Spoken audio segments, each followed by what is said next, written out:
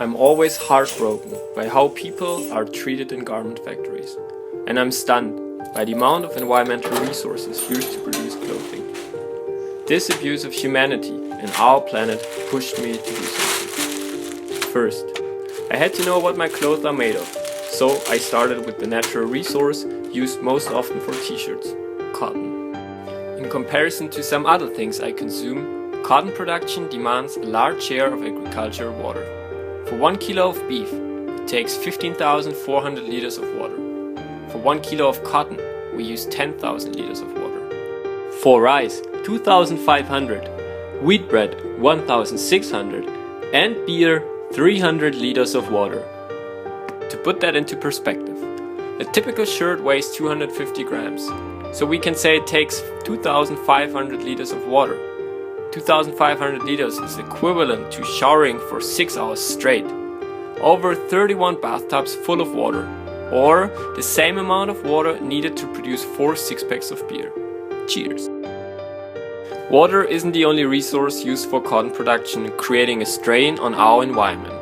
Cotton uses 25% of all the world's pesticides each year, even though it only uses 2.4% of farmland. These chemicals have serious negative effects. Over 98% of sprayed pesticides end up reaching unintended targets through the air and by contaminating groundwater supplies. Pesticides literally cause billions of dollars in human health and environmental damage. After reading this, I started thinking twice about what I buy. But I realized organic cotton isn't necessarily the best solution, because it still uses a large quantity of water and other resources. During our research, we heard about another phenomenon in the garment industry. Garment factories waste up to 40% of their fabric during production. To increase profit margins, factories rush their production process. They cut, sew, and print as quickly as possible, and they order too much fabric to meet possible consumer demand without delay. This all creates tons of extra fabric. One of 3 things typically happens to this excess fabric. First, if there is intellectual property invested, screen prints or branding, then this material is burned. Second, the cut-offs and extra fabric is simply thrown away.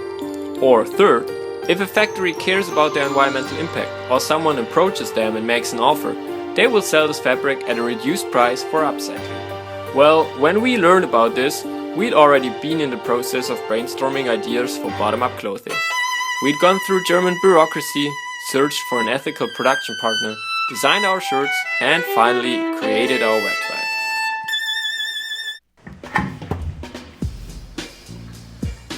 We needed to see everything firsthand and find out if we could upcycle this fabric.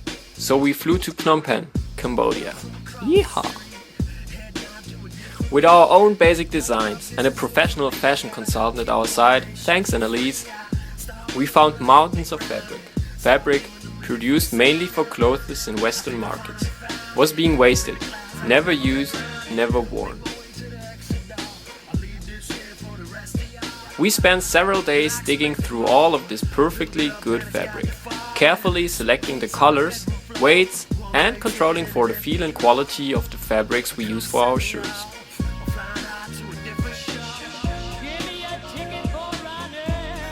Using this discarded fabric means we do not order our fabric, we have to hunt for it. This results in marginal differences in color, weight, and fabric content in our shirts. However, we make every effort to ensure our shirts are made from at least 85% cotton and only use high quality fabrics. Each one of our shirts is truly unique, built from the bottom up.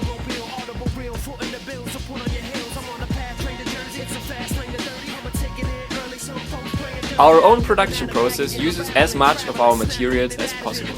We minimize our waste to less than 3%. Cut-offs that are too small for shirts are used for our shipping bags or donated to be further upcycled.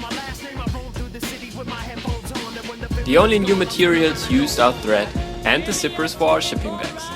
Bottom-up clothing isn't just another t-shirt company. And now you know what your clothes are made of.